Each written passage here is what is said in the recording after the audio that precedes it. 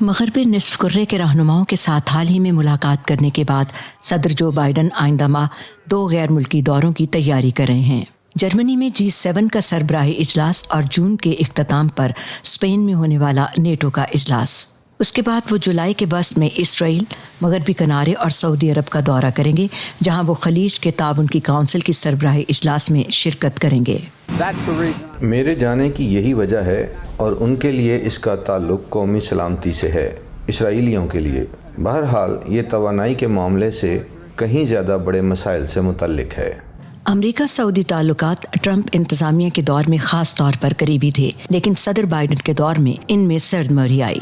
صدر بائیڈن نے اپنے صدارتی انتخابی مہم میں سعودی عرب کے لیے پرایا یا اسے لگ کر دینے کا لفظ استعمال کیا تھا۔ 2018 میں صحافی جمال خشوگی کے قتل کے بعد امریکہ سعودی تعلقات مزید کشیدہ ہو گئے، جس کے لیے امریکی انٹیلیجنس کا کہنا تھا کہ ولی عہد محمد بن سلمان نے اس قتل کی منظوری دی تھی۔ لیکن گیس کی بڑھتی ہوئی قیمتوں کے نتیجے میں بڑھ جانے والے افراط زر کے ساتھ ہی امریکی صدر نے سعودیوں سے رابطہ کاری کا انتخاب کیا، جن کا توانائی کی عالمی منڈیوں اور مشرق وسطیٰ میں ایک بڑا کردار ہے۔ یہ جزوی طور پر یمن کے بارے میں اور جزوی طور پر ایران کے بارے میں ہے، پھر کسی حد تک اس کا تعلق اسرائیل کے ساتھ تعلقات معمول پر لانے سے ہے، اور یہ جزوی طور پر توانائی کی پیداوار کے بارے میں اور گرین انرجی اور توانائی کی منتقلی اور اس میں سعودی کردار کے بارے میں ہے۔ ایک حد تک اس کا تعلق اقتصادی ترقی اور اقتصادی شراکت داری سے ہے، اور جزوی طور پر یہ سعودی عرب میں خواتین کے بڑھتے ہوئے کردار کے بارے میں بھی ہے۔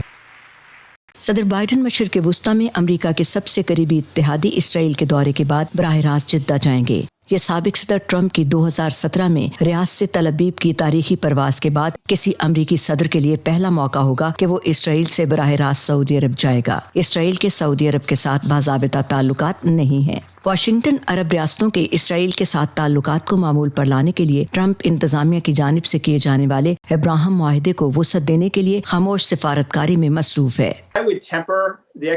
مجھے اس موقع پر کسی بہت بڑی کامیابی کی توقع نہیں ہے، صرف اس وجہ سے کیونکہ میں نے سعودی سے فلسطینی محاذ پر کسی پیش رفت میں کمی اور یروشلم جیسے مقامات پر جاری عدم استحکام سے متعلق گہرے تحفظات سنے ہیں۔ سعودیوں کی جانب سے اسرائیل کے ساتھ تعلقات معمول پر لانے کے لیے اسرائیل فلسطینی امن مذاکرات میں بڑی پیش رفت کی ضرورت ہوگی، لیکن اسرائیلی فوج کے ہاتھوں ایک فلسطینی نژاد امریکی صحافی کی ہلاکت کے الزامات کے بعد حالیہ تنازع اور جاری جھڑپوں کے تناظر میں امن کے امکانات بدستور دھندلے نظر آتے ہیں۔ پیٹسی وداکو سوارا کے ساتھ بہجت جیلانی، وائس آف امریکہ۔